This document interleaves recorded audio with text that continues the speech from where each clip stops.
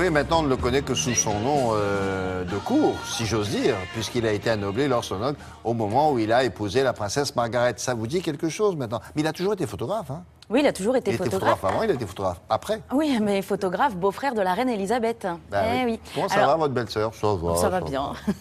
Non, en fait, il a commencé sa carrière à la fin des années 50. Il a commencé à photographier les intimes de la reine Elisabeth.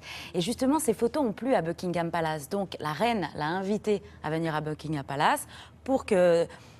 comment il s'appelle, Anthony Charles Robert Armstrong Jones, puisse photographier ses enfants. Ces photos ont énormément plu. Elles ont été diffusées dans le magazine Vogue et là, vraiment, sa carrière a commencé pendant ces séances photos. Il a fait donc cette belle rencontre. Il a rencontré Margaret, la sœur de la reine Elisabeth, un amour fou. Ils ont vécu 18 ans ensemble, ils ont vécu de folles années, ils ont eu 2 enfants, ils se sont mariés sous les yeux du monde entier, un mariage princier. Anthony royal. Armstrong Jones, c'est ça? Alors non, Anthony Charles Robert Armstrong Jones. Oui, c'est ça. Voilà, et quand il ça, s'est son marié, nom. il est devenu Lord Snowdon, un photographe en vogue à la mode, surtout dans les années 70. Il a photographié le tout Londres, une exposition que je vous propose de découvrir à Londres, justement, au National Portrait Gallery. Sometimes, reality is the strangest fantasy of all.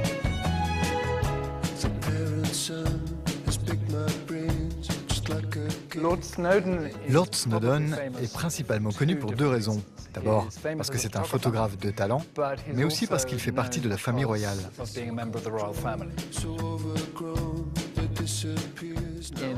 Dans les années 50, il était de toutes les soirées. C'était un photographe malin qui sortait du lot.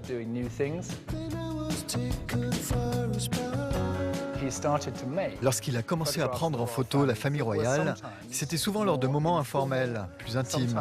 La famille était beaucoup plus décontractée.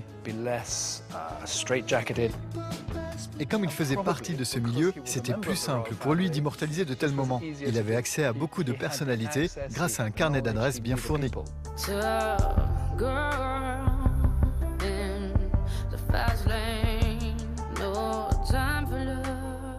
Le parcours photographique de Lord Snowdon est jalonné de rencontres incroyables.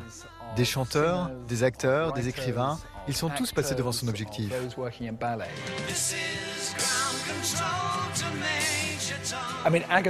Et même Agatha Christie, qui déteste poser, se laisse pourtant photographier à l'âge de 84 ans.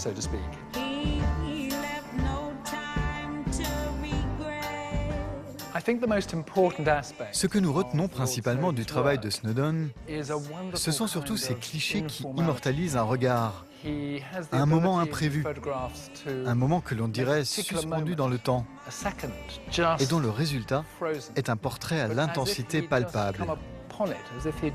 Ces portraits sont extraordinaires.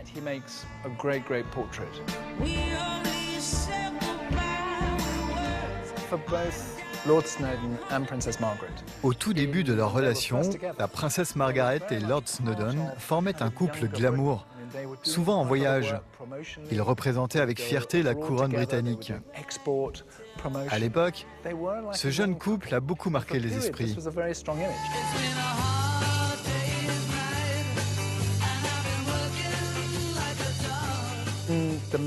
Au milieu des années 60, c'est le Swinging London. Londres est devenue la capitale de la pop et de la mode. Et bien sûr, la photographie avait pris un nouveau tournant. De jeunes talents apparaissent, comme David Bailey. À sa manière, Lord Snowdon a su marquer son époque.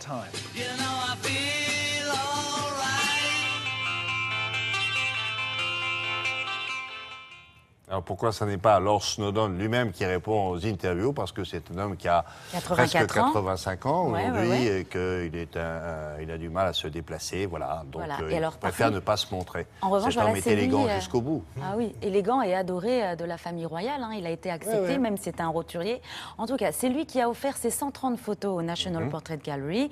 L'exposition est organisée par sa fille et ça dure donc jusqu'au 21 juin. Merci beaucoup. Puisque